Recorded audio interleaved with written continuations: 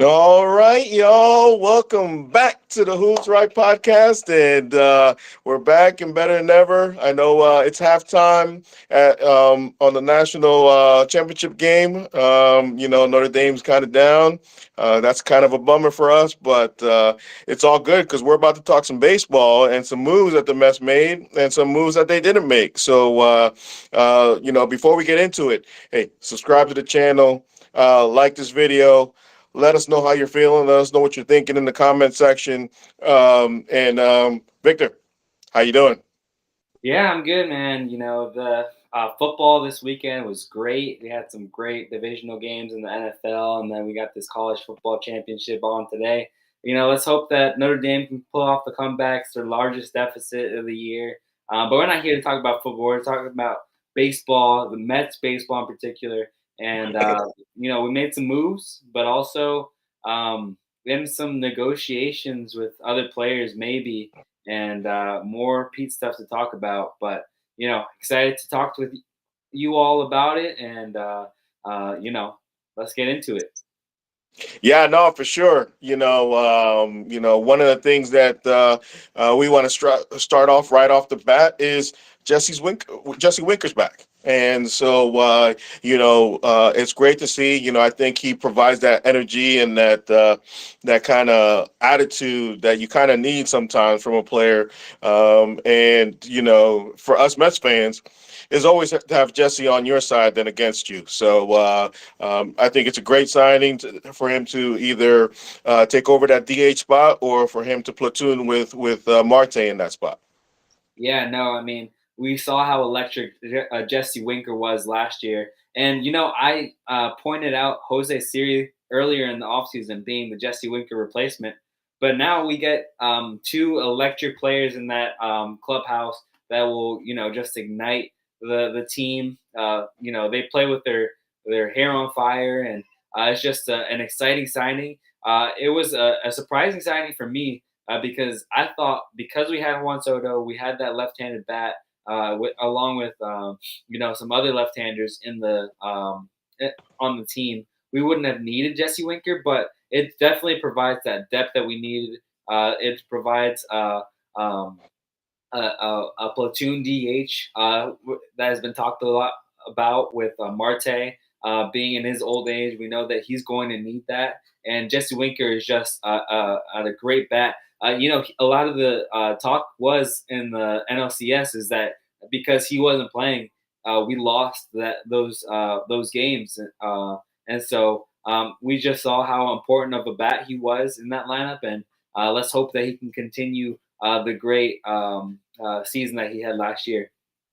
Yeah, that's one and only moves that we kind of question Mendoza on, right? Starting JD Martinez over Winker, and who knows, if he was in the game, who knows what would have happened. But that was one of the only moves that we kind of we questioned in that playoff run. But it's great to have him back. Obviously, the roster's not set yet. We're still waiting for some more signings.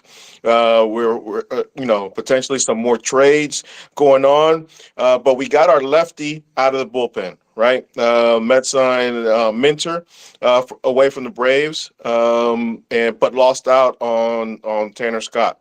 I want to sit there a little bit and talk about these two guys because obviously we're not going to say Tanner Scott's not one of the top closers that were on the market, but if you really look at the numbers, him and Minter weren't that far off. Obviously, you want to have Scott in your bullpen, but having Minter in your bullpen doesn't hurt either. Yeah, no, he's Mr. Consistency too, right? He's put up great numbers throughout the years, even in a year that he was hurt last year and was probably pitching with an injury. He put up a low 3 ERA and was able to provide that setup role for Atlanta there, and really was a key leverage reliever in some high leverage games, especially in games where they were pushing for playoffs, and was even part of that the 2021 Braves where they were able to win it all. And so this guy has experience in high pressure situations. I think he's going to thrive in New York because of that. He's able to get the guys that are threats out. But not only that, he's able to get the other side out. We talk about splits and being a left-handed reliever being beneficial, but you look at the numbers, and AJ Minter is a guy that is able to get both guys out on the right and the left side, and so it provides the perfect setup man for Edwin Diaz. But let's hope that we get a little more of the 2022 and before that AJ Minter than we will get in 2023. In 2024, obviously was hurt.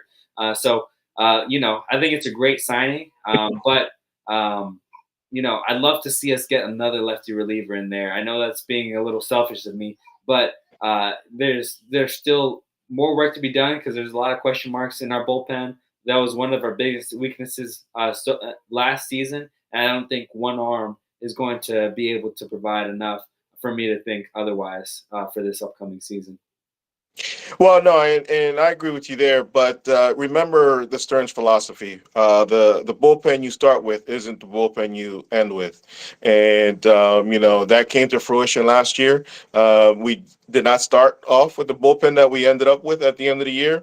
Obviously, we're going to be counting on some guys from that bullpen, like a Daniel Nunez and a Reed Garrett and stuff like that. But I don't think we're going to be signing any other reliever going into the season. It might be something that we sign something.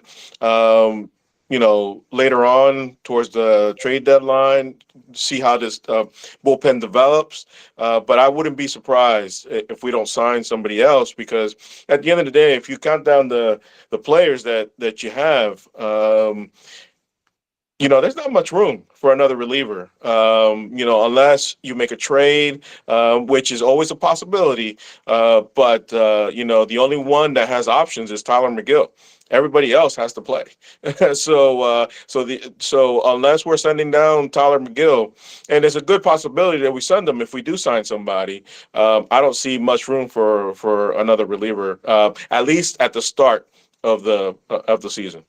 Yeah, no, I think the Mets are in the position now where they've put themselves in the position of we have to create a team that is going to be able to compete. There can't be any question marks going into the season of what our team looks like. Last year, we could do that because we're coming off of a year where we missed the playoffs. We're in a very disappointing year. And there were even talks of this year not going as well as it did and it being a rebuild year and us selling by the deadline. Now, I think that if we don't at least even push for playoff, don't make a playoff spot, then that's going to be a disappointment of a year. And to have a sure bullpen going into the year is going to that. Obviously, that's not going to be the same bullpen throughout the year because we saw the opening day roster and then the playoff roster being completely different. But I don't think that means that you don't go out and get these guys. Because at the end of the day, you talk about guys like Tyler McGill, you talk about guys like Paul Blackburn, even guys like the kid that we just signed in the long reliever role. I'm always forgetting his name, but he's probably going to be in the bullpen, and there's going to be only so much room for guys like a Huascar Brazaban or even a Danny Young to make the roster. And we've seen in the past, Davis Stearns, Steve Cohen can be cold-blooded. Not that they don't care about their money, but they care about what's best for the team. And I think that if these guys don't make a spot on opening day roster or come opening day, then I don't think they'll have a problem cutting those guys. And I'm not saying go out and sign the top relievers, but like we talked about last week, we're still I think we're still in negotiation talks with Kirby Yates and even a David Robertson. But I'm going to address the elephant in the room really quick. If you have a plan B to move on from Pete Alonso and say you're going to build on your bullpen and sign a couple minor league or minor bats, then you have to go out and get some of the better relievers. You can't just go into the season saying we're going to test these guys that are we hope will have bounce back years. I think you have to go into the year with guys that are sure things, proven, and that will get the job done, at least for the first half of the season. And so, to address that elephant, well, we're going to talk about Pete later on in the show, but I don't think these moves have anything to do with Pete. Um, because these moves, especially in the bullpen, some would argue the Winker move might be a pivot from Pete, but we can talk about that later. But I don't think the bullpen affects Pete at all. The bullpen was something that Stearns needed to work on regardless, and that he was going to work on that regardless whether we signed Pete or not, because we needed AJ Minter, right? Regardless of signing Pete, we needed a Minter in the bullpen, because we didn't have a lefty that we can completely trust, right? Danny kind of fell off at the end of the season, and I think barely pitched in the playoffs because of how he fell off. So I actually don't think that's going to affect that. One has nothing to do with the other. I just think that Stearns is going into the start of the season with this bullpen, I think. Unless we see a trade or something, I just don't see, just because of the number of guys that we have, that you can't send down. Because, like you said, some of these guys are going to get cut, right? And designated for assignment. Because, for example, Jose Budo doesn't have any more options. He's in the bullpen. And he's not going to get cut. He's too young for that, right? So, Griffin Canning's not going to go down, right? Because he's a free agent signing. So it's one of those things that Reed Garrett showed that he can be in the bullpen, whether that's in the middle or late relief, right? Now we got AJ Minter, Edwin Diaz, and you start, Brazoban, like you mentioned. McGill is going to be fighting for a spot because I don't think he's going to be fighting for a starting spot for us. And, once you start counting down, I know we signed some other guys to minor league deals and, invites to spring training. But for me, they've got to really show out and beat the guys that I think we're paying. And that's why I don't think we're going to be signing anybody, because there's just no room for another guy unless we make a trade or because to address Kirby Yates, like you mentioned, I think he wants to close. I think he's going to get an opportunity to close. So I don't think he's going to go to the Mets, no matter how much money we give him, because I think he wants to close. And right now we got Edwin Diaz as our closer, and he's not going anywhere anytime soon. And as far as Robertson, I hope that's not the case, because at this point, I don't trust him because of his age. I know he did well last year, but when it comes to Father Time, it can go in an instant. Yeah. No, and I agree with you on a lot of those points, but I will say I will feel more comfortable having at least one more left-handed reliever. I think that's where my sticking point is that we need another left-handed reliever. Last year we had Danny Young, Alex Young, and some other guys that Jake Diekman was even our lefty go-to guy, and at times we thought Jake Diekman was good, but most of the time we remember his time with the Mets being really bad.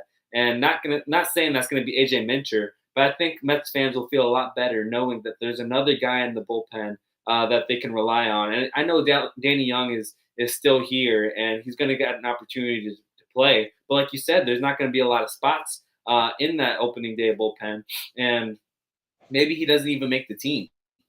We saw Alex Young go sign somewhere else, so best of luck to him. But I think it's going to be crucial for us to at least add one more reliever arm on the left-handed side, because we look over in LA and we talk about this all the time. If we want to be the LA of the East, then look what they just did. They went and signed one of the best or the best lefty reliever on the market and in the league, and they already had two other guys that were lights out for them on the left-handed side. And so I think it's so crucial for us to go out and try to replicate that, not to the same extent because we're not going to be able to get Tanner Scott, but I was listening to the Rico Bronya earlier with Evan Roberts over on WFAN, and he talked about a trade with involving Starling Marte and getting Hunter Harvey from the Kansas City Royals. And we remember Hunter Harvey from his days with the Nationals, and I remember him being a really good pitcher until he got traded. And so I think we can maybe even change that kind of feel that he got over in Kansas City that kind of ruined him, and maybe turn him back into what we saw in Washington, where he was killing the Mets at times. I remember him closing out the game that we were at, right, when he was that 1-0 11 a.m. game, and so I don't know if Starling Marte for Hunter Harvey is a solution, but I love the idea of getting another left-handed reliever in here, even if that is with through the trade market. Well, Harvey's not a lefty. He's just he's a righty. So, but but that one that you heard on the Rico Bronya was reported by Pat Ragazzo, and he is a guy that, if they could have struck that trade, because that. And that's the other part, you kind of mentioned that the team's not done yet. And I said they could add another arm via a trade, right? Because you mentioned that trade that they almost made in December for Marte for Harvey. And, I know there's a couple lefties still out there. There's Tim Hill, that pitched for the Yankees last year. And our guy that got hurt early in the season, Brooks Raley. Is still out there, and he'll come, and that's a guy that I actually wouldn't mind seeing, right? A Brooks Raley come back, because it's a guy. It's almost like a trade deadline pickup, because that's around the time where he's going to be available, right? So you can let the bullpen kind of develop and see where you are when by the time Brooks Raley can come back. That's an arm to kind of consider and kind of think about, because at the end of the day, like you said, having a second lefty is not going to hurt, especially going up against a Harper, because at the end of the day, I'm gonna take a book out of your book. I don't want to be the Dodgers. I want to be the Mets. So, I don't care about the Dodgers. The Dodgers right now are in win mode, because Otani's older, Betts is older, Freeman's older. They're in a different place than we are. I know we want to compare ourselves, because that's what Steve Cohen said, that we want to be the Dodgers East. But at the end of the day, Stearns is building the Mets, and the Dodgers that we know of today took 7 years, right? That a couple years ago, the Dodgers were a joke, right? Until 2020, when they won their first championship, everybody was talking like they would never win one, right? And then they won in 2020, and we called it a Mickey Mouse championship, right? Until they won again this past year. The team that we want to compare ourselves didn't become this team until basically last year. You know what I mean? And so it's one of those things that I want to be the Mets, and I know these things take times, and I know as fans we don't like it, because we want to get it now. We want it now. We've been waiting too long. Hey, I've been waiting a long time. I was 10 years old in '86, so I've been waiting a long time for a championship. So I get it, but I trust in Stearns, and so I want to be the Mets. I don't want to be the Dodgers. But that being said, let's talk about the elephant. Let's talk about the elephant that you brought up, because that's Pete, right? Santander signed today with the Blue Jays, which I believe kind of hurt even more Pete's market, right? He signed for $18 million a year. I don't know about you, but that's a lot less than what Pete wants. I don't know. So where's Pete's market? Well, one thing I'll say, just to close off the Dodgers East and trying to build this thing, is that the difference between us and the Dodgers is that we were in the championship series just last year, and we were 2 games away from being World Series or being in the World Series. And I don't think we're too far off now. I know that the Dodgers have been building that for 10 years, and I think mostly they've been building the farm system for 10 years. And the fact that that they can trade for a lot of these guys, but at the same time, the difference between us and the Dodgers is Steve Cohen. He's able to buy a lot of these contracts and trade these guys away like they're what with the team in mind.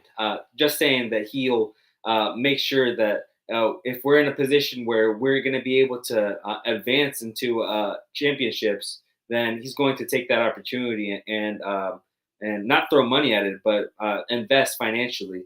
And we saw him do that in 2023 when in 2022 we were close, but we ended up just selling in 2023. And so I know where you're coming from with the Dodgers taking 10 years to build, and yes, they were in the playoffs almost every year since that point, but I don't think they ever got really close. The closest they got was in 2016 when they lost to the Cubs in the championship series. And every year since up until 2020, they went to the World Series in 2018. So we can talk about how successful they've been, but they've always taken time to invest in the team for that year. And I think with the Mets, we have to take that, or the Steve Cohen and David Stearns has to have that in mind, that we're not just playing to build for to win 10 years from now. We're building to win next year and the year after that, and continue winning. And I think we're moving in the right direction, and that'll transition me right into talking about Pete.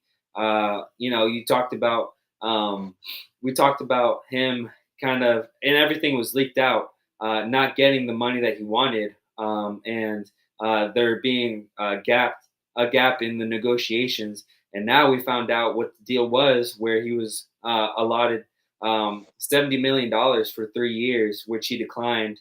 And reports even said that he was able to, or that the Mets were willing to even negotiate even further.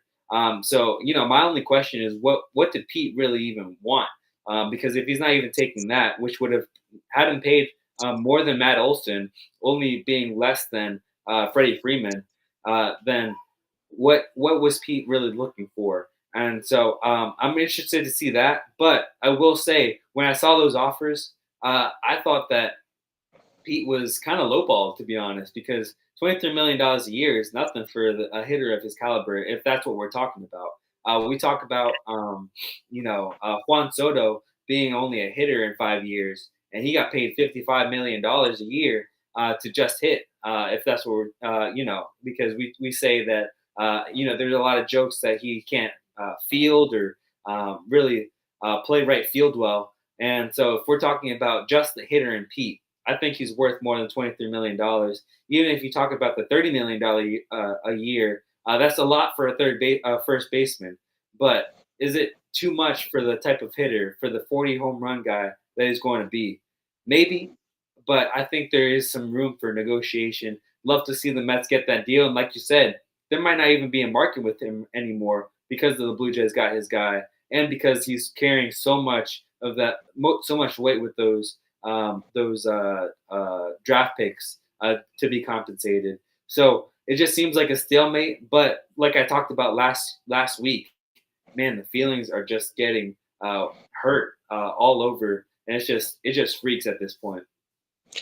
So I'm gonna address this just by asking you a question.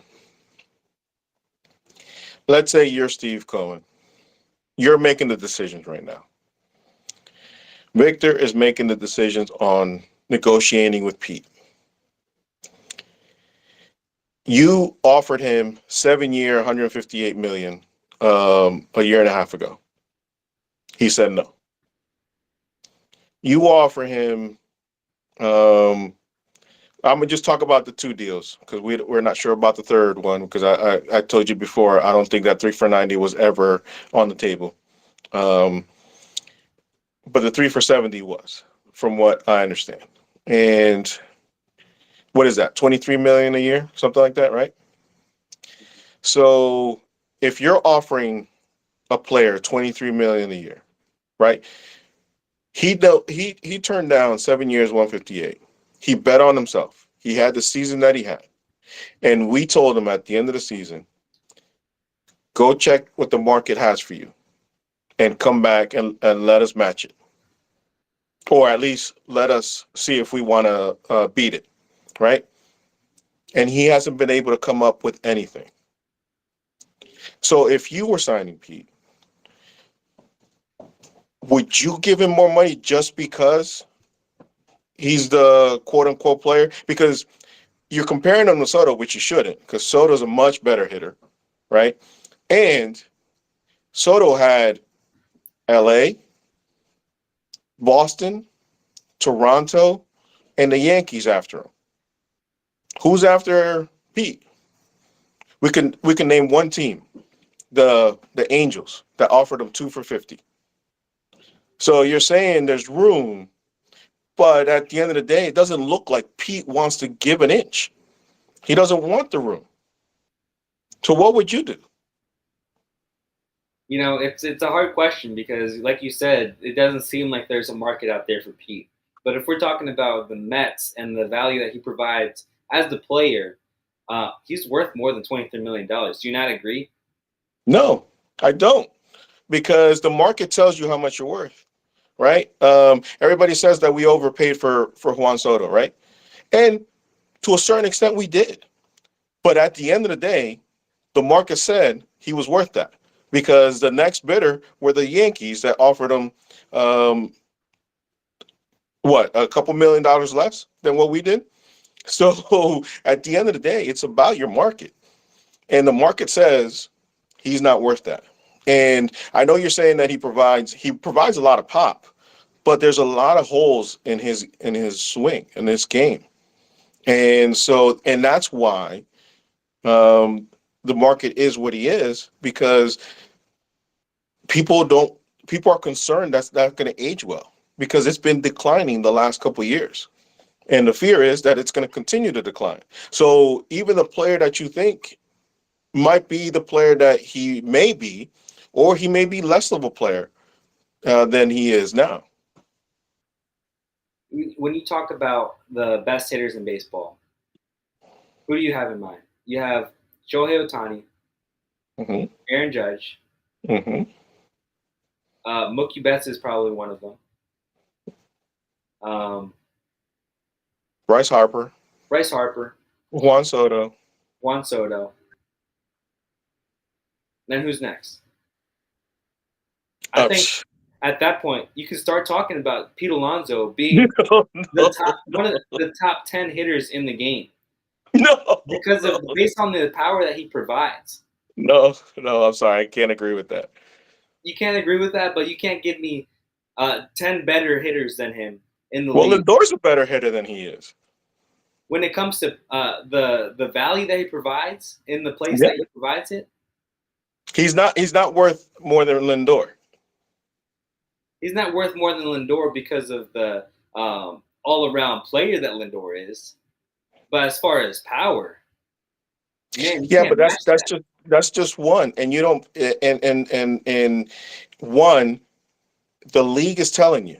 I'm not telling you. The league is telling you that one, it's not worth that much because that's all he provides, and two, they're saying that it's not going to age well. This guy was getting the MVP votes in 2022, and all of a sudden he puts together 2 bad years because the Mets had a bad year, and he's a teddy bear, so he can't perform in a contract year. His first contract year at that, and all of a sudden his value just drops off the face of the earth, and I just can't get behind that. I understand where you're coming from, and I understand where everyone else that says that he's not worth the money is coming from, because there haven't been reports that he's getting any other offers that are close to what he wants. And I think that's the key, is that we're not hearing anything about the offers that he's getting, because his Scott Boras is probably pricing him out of the price range of these teams to even have rumors about him. But teams are negotiating with him. We just don't know the extent of those details, and that's why I say I'd love to know what the extent of those details were. The only reason that we know what's been going on with Pete is because, one, he plays in this is the New York media, and two, it was a leverage tactic from the New York Mets in this sense, because we hadn't heard anything prior to the 3-year, $70 million deal, and so, all that to say, if you're talking to me about what kind of a player, just a player, and the value that he provides, I put him up there with guys like what we just talked about. I put him up. I think he provides more value than guys like Brendan Nimmo, even, and he's getting paid more, he got paid more to play on the Mets. And I know we're going to talk about how that's a different era because David Stearns wasn't in office yet, but he's still getting paid that much. You talk about the market as a hitter.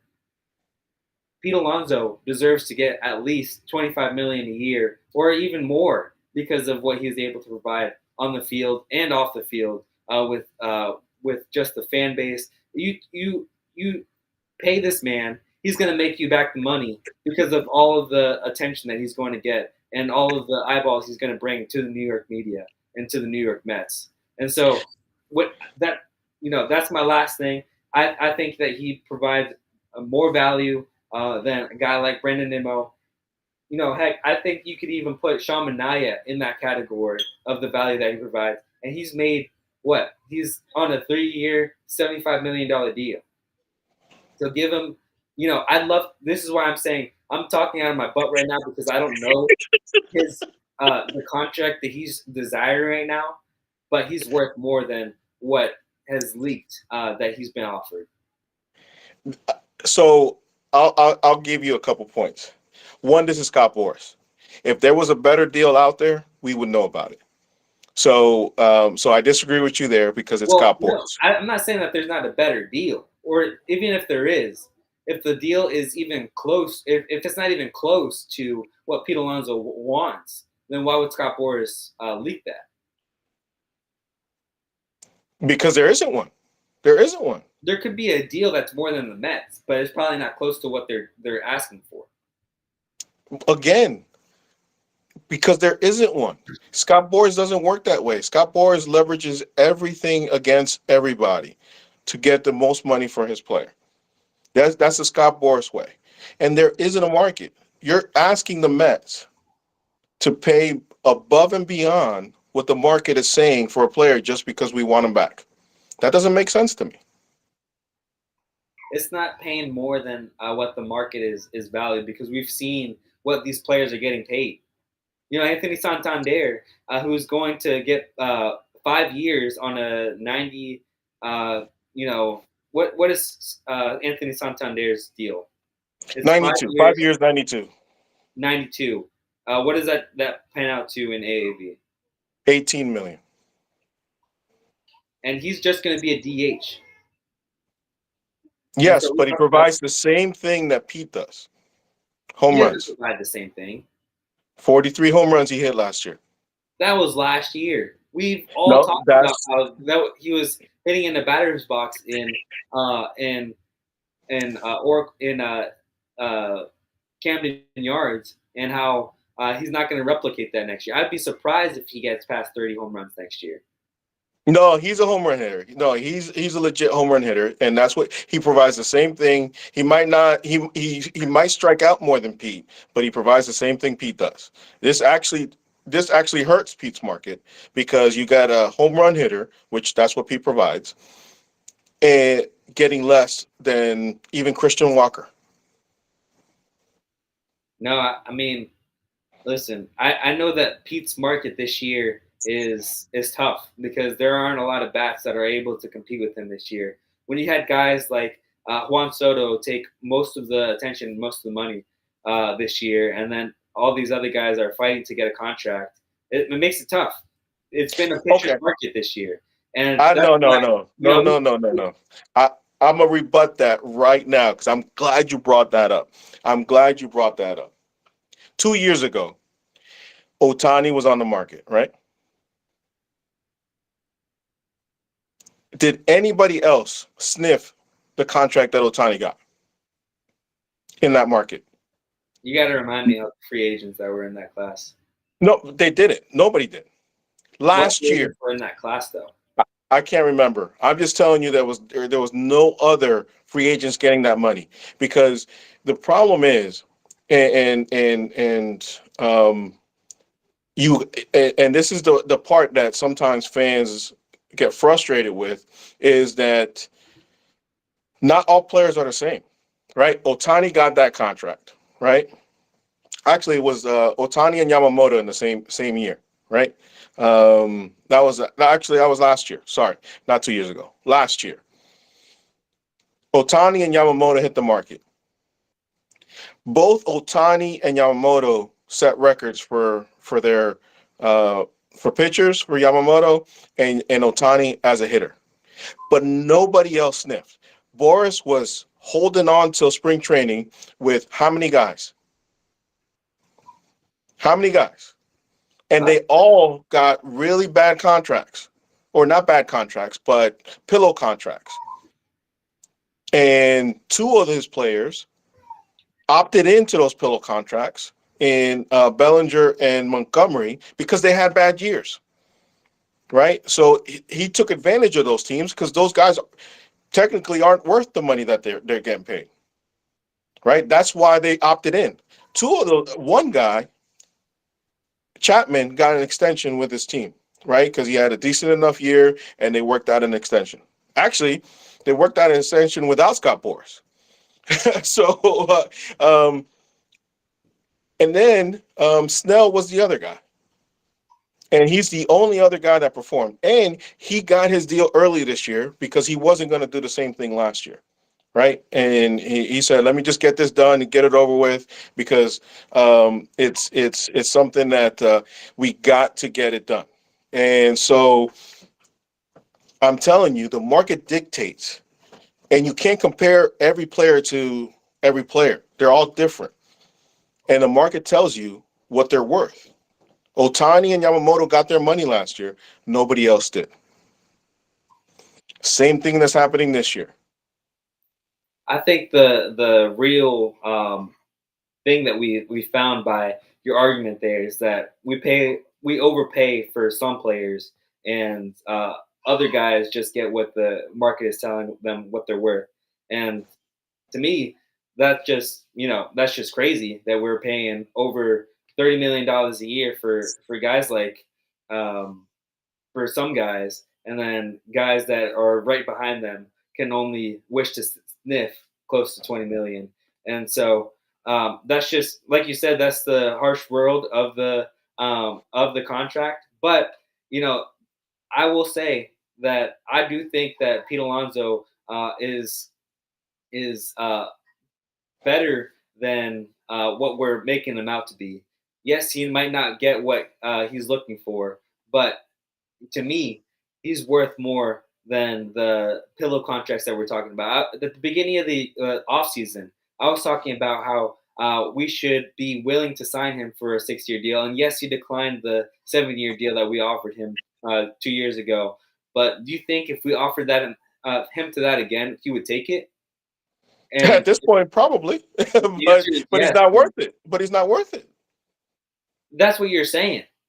But is it going to what's going to be what we're talking about in 5 years once we see Pete Alonso excel past what he's or to be the player he's been for the past 5 years, to break the home run record with us, to be that cushion in the middle of our lineup that is providing a good backup or a good safety net for Juan Soto, because that's what we were talking about when we were talking about signing Pete Alonso after the Juan Soto signing. If he's not the player that we expect him to be, then we're not going to be talking about him as the safety to Juan Soto. If he's not the player that he's meant to be, then he's not even a afterthought. But here we are talking about him months later because we know what kind of player he is. We know that we still want this guy. We know that he's worth more than what the market is dictating him to be. And it's just unfortunate that feelings have to get hurt in all of this. Well, and at the end of the day, no one is saying we don't want Pete. I want Pete back, but it takes two. And unfortunately, he needs to realize where his market is. And that's the problem here. It's not that I don't want Pete back. I want Pete back at what he's worth. And the market says he's worth one number, and Pete is the one that's fighting for it to be another number. And unfortunately, that's where the problem is. And if feelings get hurt, it's just because your ego's too big. I'm sorry to tell you, for me, your ego's too big, because if you can't take what the market is telling you, then that's really, unfortunately, on you. Yeah, no, I mean, you can't argue there because he hasn't signed a contract yet. So I'd love to know what the negotiations were once this is all said and done. I'm going to be heartbroken if he ends up choosing another team. But at this point, it seems inevitable that he's going to sign with the Mets. I still believe that he's coming back to the Mets. It might be on a hurt feelings deal of a two-year, $25 million deal with an opt-out after the first year so they can re-establish himself after next year. And if that's the case, then he still gets close to the highest AAV, with which Freddie Freeman got $26 million a year, right? So he still gets close to Freddie Freeman. He doesn't quite beat it, but he'll get to test the market once Vlad goes on the market next year. And I think that'll be much more competitive for him, competing with Vlad, especially if he puts up the numbers that I know that he can this year. But that's my final prediction. He signs a 2-year, $50 million deal with the Mets. That's where they settle. It's obviously not going to be great for either side because, I think that, or it might be great for the Mets because they only have to sign him for 1 year. But for Pete, I know that he hates playing a contract year. We could tell from last year he'd rather sign a 6-7 year deal. Unfortunately, he didn't get that. He's not going to at this point. He should have signed it when he had the chance, and just really sucks. Shout out to Julia in the chat. She wants to shout out our old friend Yuki. Yuki was, I don't know where you've been, man. We're missing you here on the pod. Hope you can come back, give some great input, and shout out to Julia. Yeah, no, and unfortunately, guys, let us know what you're thinking. Would you overpay for Pete because he's a homegrown Met, and you love Pete, or do you agree that you are going to wait him out, and if you need to move on, you need to move on because Pete doesn't want to negotiate with you at this point, because he thinks his value is higher than what it is. Let us know what you're thinking. Because at the end of the day, we can talk all about Steve Cohen's money. But guys, we talk about it because it's not our money, right? We say Steve Cohen's got to spend the money because we want him to. And the reality is, guys, yes, there is no salary cap in baseball. But every team is working on a budget. Doesn't matter how much money you have. Every team is working on a budget. And yes, he overpaid for Scherzer and Verlander and all those guys in that year. But it almost gave us a false sense of what he's actually going to do. Because he said it that year, this is not what he wants to do. He doesn't want to just throw money at it and keep throwing money away. He said it himself that he doesn't want to throw money at it. So we have to be smart. And I trust Stearns in this, especially because nothing's happened. The market is telling you that nothing's happened. But let us know what you're thinking. Is there another move for the Mets coming? Do you think, we brought up Vladdy, is, because I know those rumors were out there. Let's address that really quick before we get out of here. Well, go ahead. You wanted to say something. Yeah, yeah. And take this with a grain of salt because I know it's going to stir up a huge conversation. But we'll save that also for next week. Maybe we'll put a pin in it. But you know what this reminds me of? It reminds me so much of and there's a salary cap in football, but it reminds me so much of the Saquon Barkley negotiations, where he was being valued for more, but all we wanted to do was put a franchise tag on him, and it severed a relationship. Now he's playing an NFC Championship game with the rival team, and Giants fans are just sitting at home saying, "Man, what did we do to get that wrong?" And I think that it's not the same, but a similar situation because, like you said, like you just talked about, Steve Cohen was willing to pay so much for these guys that mean nothing to the organization, and now he's willing. Now he's saying, "This is it. This is where I'm drawing the line." And this is with Pete Alonso, the homegrown Met that has but again, this organization is where he's going to draw the line. But see, the problem is that everybody's looking at Steve Cohen for drawing the line, but Pete's also drawn the line, and that's the problem. We don't look at both sides. He's rejected 2 offers by the Mets. Yeah, and that's why I'm saying I'd love to. I can only say this all with a grain of salt because I don't know what the other side is saying. All we know is the Mets side. All we know is that Pete Alonso was offered a $70 million deal, and he declined it. But we don't know. You keep saying we only know the Mets side. We're dealing with Scott Boras. When we're dealing with Scott Boras, you know everything because Scott Boras is going to leverage you against everybody else. And the reason why you're not hearing anything is because there's nothing out there. When I say that's the problem, we're not hearing anything. It's not hearing what Pete actually wants. What is Scott Boras asking the Mets for? That's what I want to know. But at the end of the day, it's irrelevant and it's ridiculous. And I'll be like, yeah, and I'm jumping on your side. But if it's even close to what their the negotiations are, which it's been rumored that they're not even close, then then I can't say anything. And there you go, because that's what John Heyman has put out there, and that Scott Boras leaks stuff out to John Heyman, and that's what we keep hearing. So you actually know that we're not even close. So you know that Pete's asking for too much because John Heyman's put it out there. And that's what I'm trying to tell you. It takes 2. It's not just, Steve Cohen's got to do this. Why aren't we saying Pete Alonso also got to do this? Yeah, well, I'm going to say this just to get you riled up. When Saquon left to the Giants and went to the Eagles, we're sitting here now.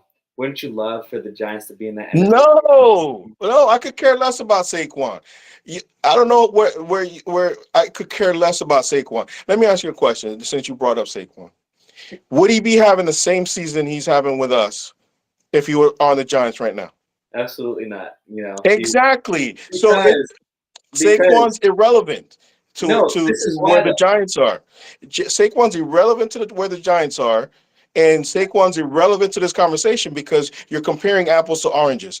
The team that we have now with the Giants wouldn't have helped Saquon at all. He couldn't do anything that he's doing with the Eagles right now. And with Pete, would if Saquon have had the same season if he had more weapons around him, like if he had a Jaden Daniels that was distracting and him from the type of season that he could have?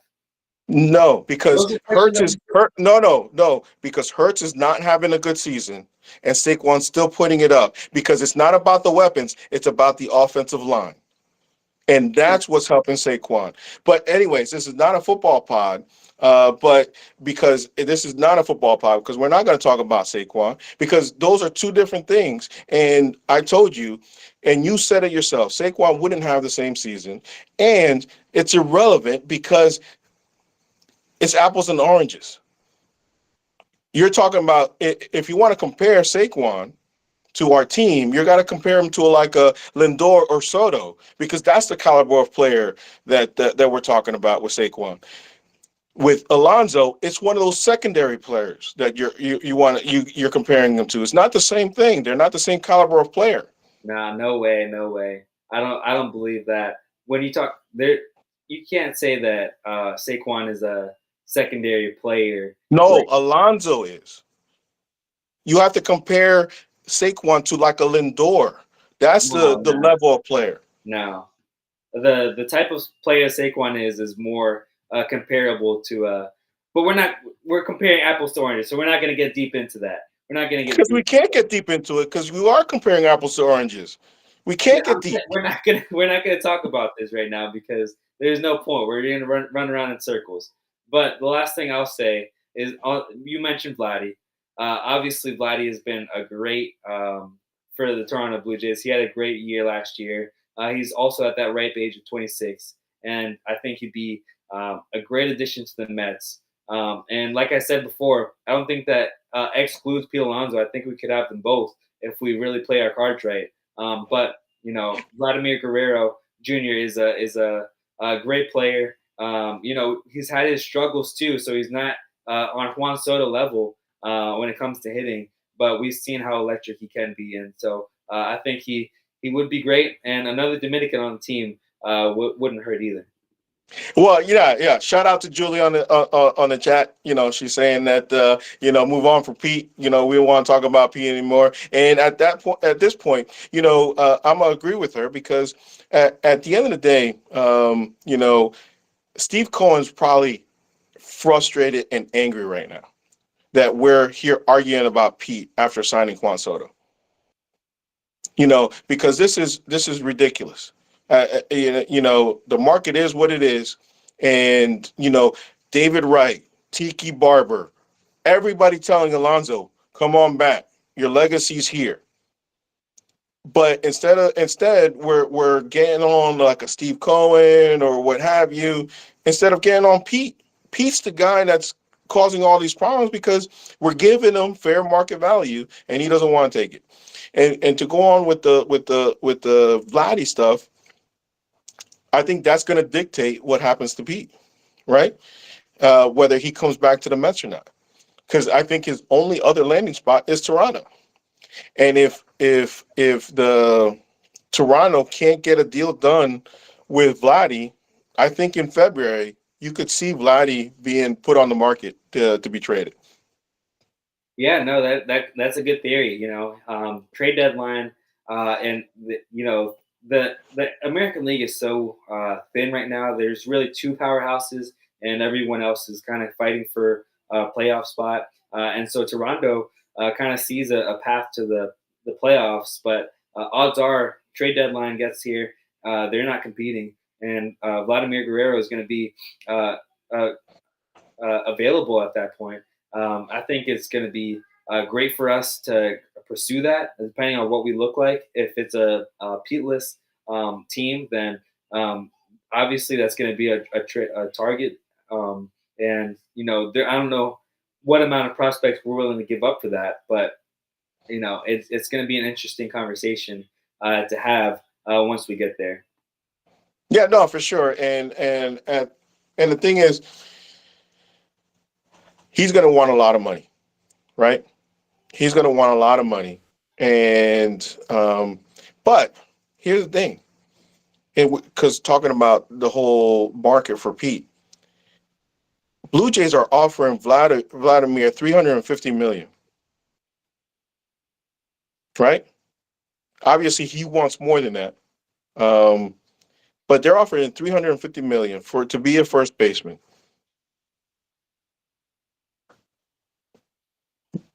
Pete was never getting that. So he's not even at the caliber as Vladdy. Yeah, no, I'm not agreeing with. I'm not disagreeing with you. that he wasn't getting those offers. If I agree that he should get those offers, that's a different story. I think he should at least get close to something like that because you mentioned him being a lifelong Met and or being having a legacy Met, and like Tiki Barber mentioned, being in New York because he gets that reputation. But it doesn't seem like they're offering him the ability to retire a Met, and so those kind of arguments kind of go out the window because they're not even giving them the opportunity to retire a Met. And so Oh no! They gave him the opportunity twice. Let's not say they haven't given him the opportunity. they gave him the 7 years, opportunity one time, and twice, obviously, what's twice. the second time? 7 years for 158 and 3 years for 70. Those are He's two not offers. retiring at the age of 33. But at the end of the day, they gave him an opportunity to come back.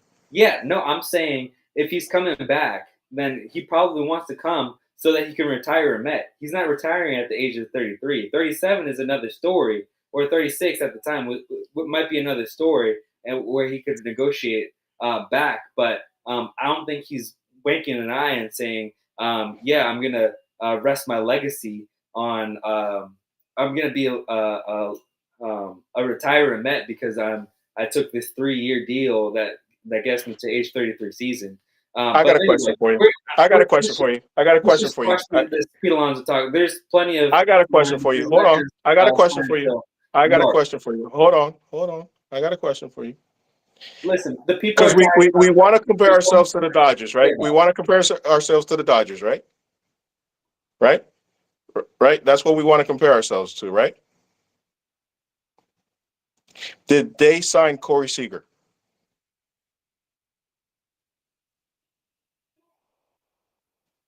we're not talking about Corey Seager and the Dodgers and all that anymore. Corey Seager wasn't even close to the player to the Dodgers that Pete Alonso is. But we're let's just watch this. Whoa. He's a better player than Pete Alonso.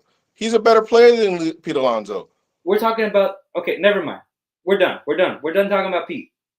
We'll talk about it next time. We'll talk about it next time. I'm just telling you, he's a better player than Pete Alonso, and they let him go. So at the end of the day, I think we hold on too much. For me, the front of the jersey, not the back of the jersey. It's always about the front of the jersey, what it says on the front of the jersey. And that's who I'm a root for. Let us know what you're thinking. Let us know how you're feeling. Because for me, the front of the jersey. Pete, you want to come back? The deal was there. If you don't, see ya. You know what I mean? Let us know how you're feeling. But, we're going to end it there. Before we get out of here, subscribe to the channel, like this video. Let us know how you're feeling. Do you agree with Victor? Give him whatever he wants. Or you agree with me that he can walk if he wants to. Let us know what you're thinking. But, Victor, before we get out of here, any last words? I didn't say that to give him whatever he wants. You're making it sound a lot worse than it is. Pete Alonso will be a Met at the end of this. We have plenty of time to talk about this because obviously at this point he's not signing until late February, March. So very unfortunate stuff, but a lot of exciting stuff to happen with the Mets. Great things to come. Can't wait for the season to start. We are about a month away from the first game of spring training. The 22nd of February is when that happens. So super exciting to watch some baseball again. We're just counting down the days. Absolutely. And guys, until next week, we might hit you up on a Sunday next week. But until next week, let's go Mets. Front of the jersey.